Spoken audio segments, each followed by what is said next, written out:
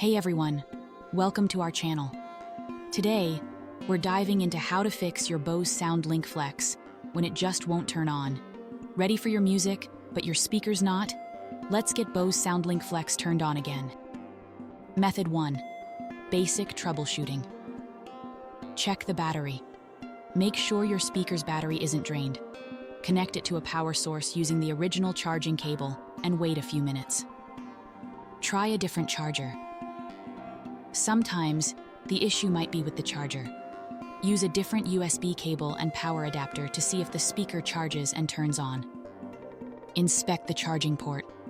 Look for any dirt, debris, or damage in the charging port. Clean it gently with a soft brush or a can of compressed air. Method 2. Seek professional help. Contact Bose support. If your speaker still won't turn on after trying all the above methods, it might be time to contact Bose customer service for professional assistance or to discuss warranty options. Thanks for watching. If you found this tutorial helpful, please remember to like and subscribe. You can discover more tips and tricks for your Bose SoundLink Flex in the playlist linked in the description below.